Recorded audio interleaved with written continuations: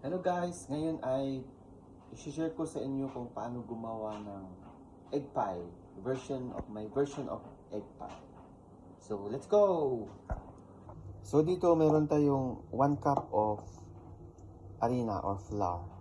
Okay, so malinis ang kamay natin. Tapos, lagyan natin siya ng half teaspoon of salt. Tapos, 1 teaspoon of baking powder. Ayan. Tapos, haluin po natin ito.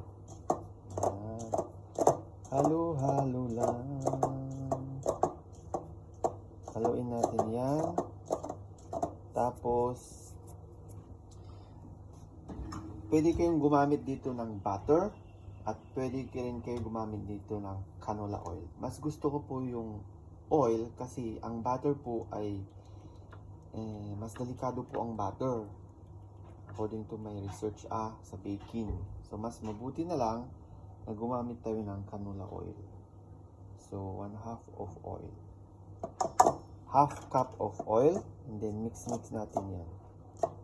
Okay, so yan, mix lang natin hanggang sa maging siya scrum, ano yun, parang pulburon yung style niya ba, yung texture parang maging ganito siya, parang pulburon. Yan, ganito. Haluin nyo lang ng mabuti. So make sure na maghugas kayo ng kamay. Ganito talaga ang pag-bake. Ayan, hanggang sa maging ganito ang texture niya. Okay? Ayan. So, pag ganito na po siya, so, unti-unti lang nalagyan nyo siya ng tubig.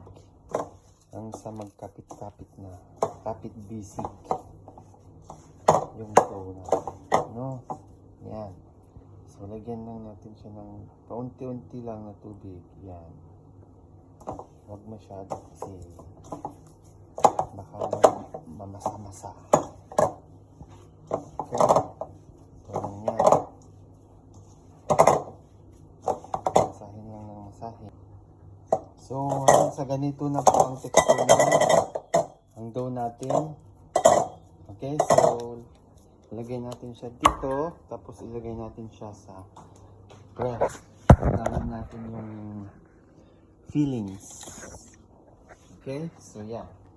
Dito po, meron tayong 6 dito na egg yolk, and dito po yung egg white. So, gagamitan natin ito ng mixer.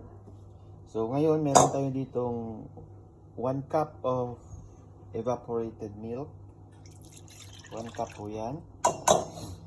Tapos, meron tayo ditong condensed milk. 1 can of condensed milk. Yan. So, ganyan lang. Tapos, lagyan po natin siya ng vanilla para mawala yung lansa ng itlog. And then, whisk nyo lang po ito. Dahan-dahan lang po ang pag-whisk natin. So, huwag nyong iangat para hindi kayo magkaroon ng maraming bubbles. Ganito lang siya. Dahan-dahan lang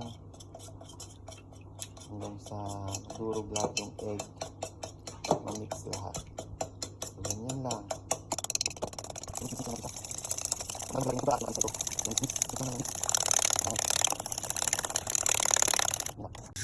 So, gamitan lang natin yung egg white ng mixer para maging ganito po siya.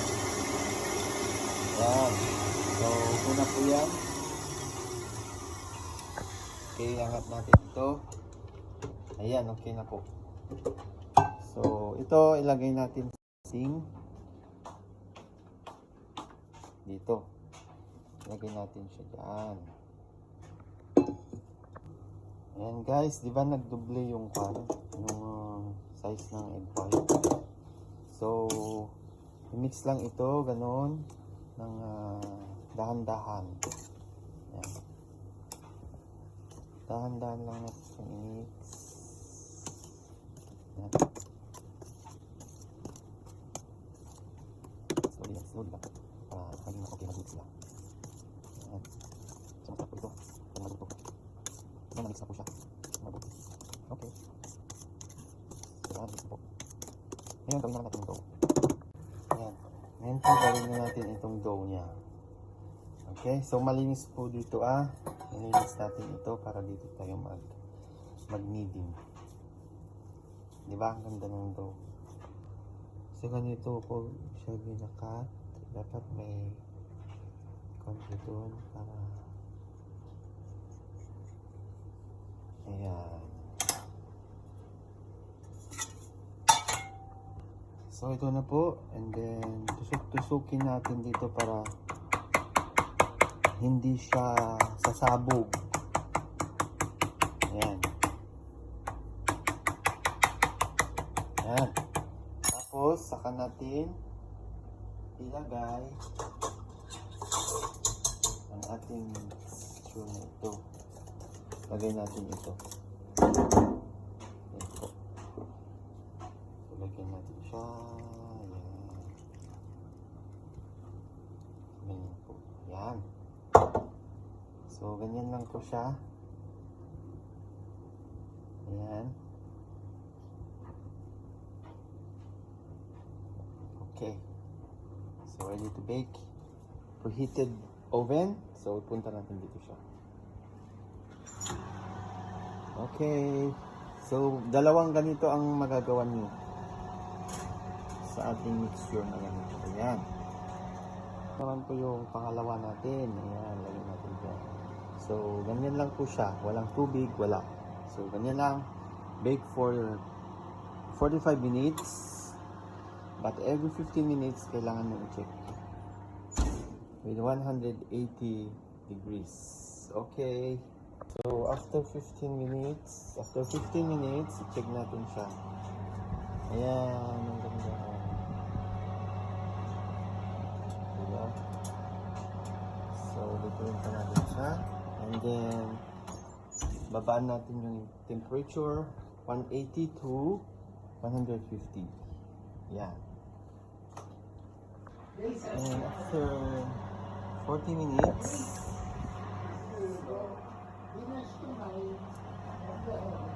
ganito na po siya. After 15 minutes na po. Ayan. Ang ganda na po siya. So, mamaya po ito ay bababa po itong alsa niya ito. Okay, so 5 minutes pa. Okay na talaga siya. Check natin. Ganito po mag-check. Dahil wala po akong toothpick, so i-check natin siya ganito. Kung walang sumabit, okay, luto na po siya. Ayan. Okay, luto na siya. So, luto na siya. So, kailangan natin patayin ang oven. Tapos, ilagay na natin siya dito. Diba? Ayan. Ayan po siya. Ang sarap. So, after nyo po siya mabake, ilagay nyo siya sa ref para lumamig po siya. Ayan. Ganyan po. Ilagay natin siya sa ref para lumamig. Ayan. Okay, so later, pwede na yan. Okay guys, thank you so much. Mag-bake na rin kayo. Follow my recipe. Thank you guys. Please share this video, like this video, and follow me. Thank you. God bless everyone. Bye-bye.